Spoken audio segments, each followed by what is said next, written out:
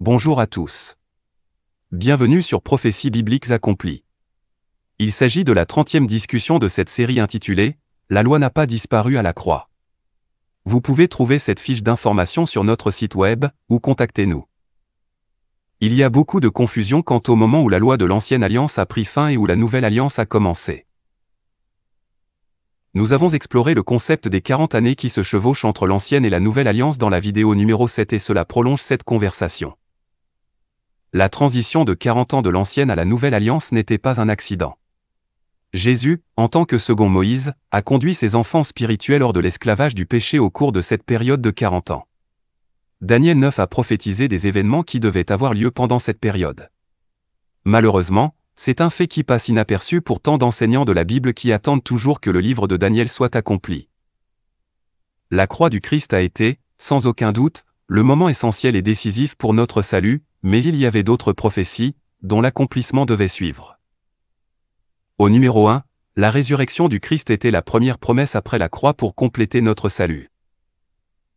Numéro 2, les prophètes de l'Ancien Testament ont prédit que l'Esprit de Dieu serait répandu sur toute chair dans les derniers jours de l'Ancienne Alliance. Considérez Joël 2 ou Ézéchiel 47 où les eaux promises, symboles du Saint-Esprit, ont commencé à couler du temple dans un petit ruisseau et sont rapidement devenus un immense fleuve, donnant une vie abondante à tous ceux qui y étaient immergés. Numéro 3 et 4, nous voyons que l'Évangile devait être prêché au monde entier avant la venue du Fils de l'homme. Paul a déclaré à plusieurs reprises que cela s'était produit à son époque. Veuillez consulter la note de bas de page de la fiche d'information pour plus de détails sur cette réalisation. C'est tellement étonnant de voir comment Paul a fait l'écho aux 5 paroles spécifiques de Jésus pour dire que, oui, en effet, l'Évangile avait été diffusé à toutes les nations au 1er siècle. Beaucoup d'événements prophétisés suivants sur ce papier proviennent du livre de Daniel. Rappelez-vous que Daniel prédisait toutes les choses qui devaient arriver avant qu'il y ait une justice éternelle et un lieu très saint. Ce sont les croyants en Christ qui sont le lieu très saint. Pierre a dit que les croyants sont des pierres vivantes construites dans une maison spirituelle par Jésus-Christ, notre pierre angulaire. Ce lieu saint et la justice éternelle ont été établis au 1er siècle.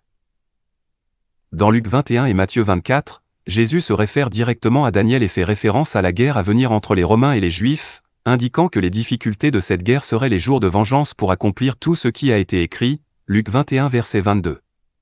Nous avons tous besoin de nous asseoir et de prendre note lorsque nous voyons la déclaration de Jésus selon laquelle les événements de la génération du 1er siècle accompliraient tout ce qui a été écrit.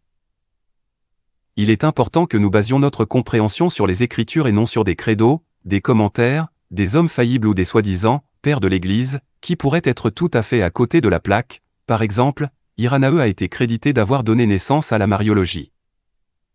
Nous croyons qu'il y a eu des prétéristes à part entière tout au long de l'histoire de l'Église, mais leurs voix ont été supplantées par le dogme futuriste qui est devenu autoritaire et même dictatorial à travers les credos. Nous voyons, de nos jours, combien il est facile pour les autorités, autoproclamées, d'exclure des points de vue scripturaires parfaitement valides au nom de l'orthodoxie. Il semble que le dogme futuriste de la seconde venue soit né d'une sorte de paresse intellectuelle non contextualisée et qu'il se soit enraciné dans une orthodoxie rigide à travers les credos. Qui n'est pas troublé par la pléthore des ismes qui prévalent aujourd'hui, dispensationalisme, prémillénarisme, postmillénarisme, historicisme, idéalisme, amillénarisme, etc.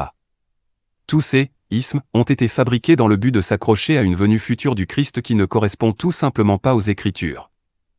Exclure le langage imminent de l'Écriture pour s'accrocher aux hypothèses traditionnelles donne une très mauvaise théologie. Nous devrions nous glorifier de l'accomplissement sans faille de la seconde venue au lieu d'attendre un royaume matérialiste contre lequel Jésus a parlé. Il a dit « Mon royaume n'est pas de ce monde ».